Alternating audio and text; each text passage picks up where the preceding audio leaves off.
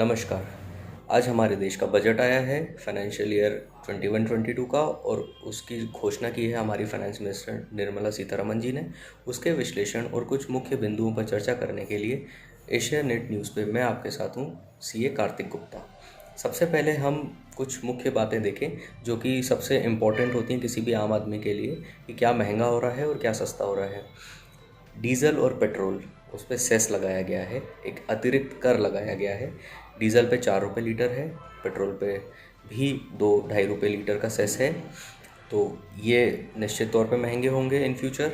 बाकी की चीज़ें जो महंगी हो रही हैं, कुछ चीज़ों पे इंपोर्ट ड्यूटी लगाई जा रही है एडिशनल, जैसे कि कुछ मोबाइल फ़ोन या मोबाइल फ़ोन के कुछ पार्ट्स, चार्जर के कुछ पार्ट्स, इंपोर्टेड सोलार इन्वर्टर्स, ये चीज़ें महंगी होने वाली हैं।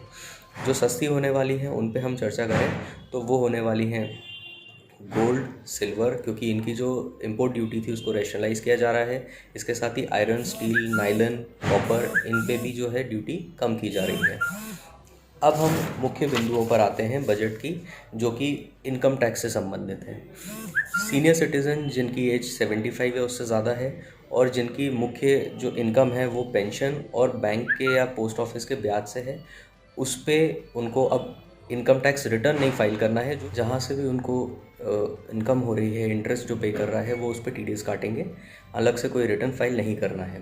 दूसरा, जो पुराने रिटर्न्स खुलने की या टैक्स चोरी पकड़ने की बात आती है, तो अगर जो इनकम है, इनकम कंसील्ड है, वो 50 लाख से कम है, तो अब पहले की तरह 6 साल के नहीं बट सिर्फ 3 साल के ही केस रीओपन हो सकते हैं। अगर 50 लाख से अधिक है तो पहले की तरह 10 साल के पुराने केसेस आपके रीओपन हो सकते हैं। इसके अलावा पिछले बजट में फेसलेस असेसमेंट और फेसलेस अपील का कॉन्सेप्ट आया था। अब उसी के आगे बढ़ते हुए फेसलेस आईटीएटी का कॉन्सेप्ट लाया गया है, जो कि सेकंड अपील होती है। अभी आईटीएटी भी पूरे देश में सेटअप किए जाएंगे, जहाँ पे कि फेसलेस तरीके से असेसमेंट होगा और ज़रूरत पड़ने पे वर्चुअल कॉन्फ्रेंसिंग या वीडियो कॉन्फ्रेंसिंग के थ्रू असेसी को सुना जाएगा। एनआरआईज के लिए कुछ प्रावधान डबल टैक्सेशन को अवॉइड करने के लिए सिंपल किए गए हैं।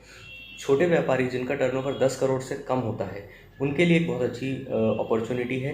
पिछले बार तक ये अपॉर्चुनिटी 5 करोड़ तक की सालाना सेल के व्यापारियों के लिए थी। अब अगर उनका सारा कामकाज 95% या उससे ज़्यादा का जो लेन देन है, तो उनको टैक्स ऑडिट नहीं कराना है।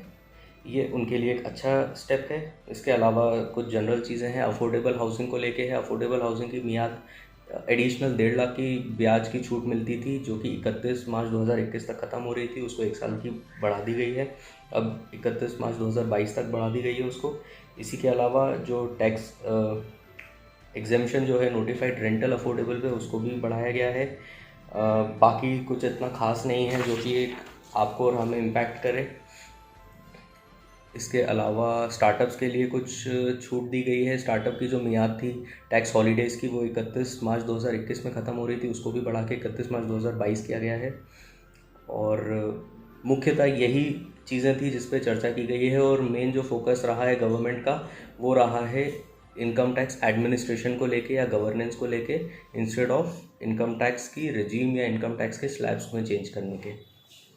कैसा लगा ये वीडियो हमें कमेंट सेक्शन में ज़रूर बताएं, और अगर ये वीडियो पसंद आया हो तो इसे लाइक और शेयर भी करें, और हमारे channel Asia net news Hindi को सब्सक्राइब करना ना भूलें, और इसके नोटिफिकेशन पाने के लिए बेल आइकन को ज़रूर दबाएं।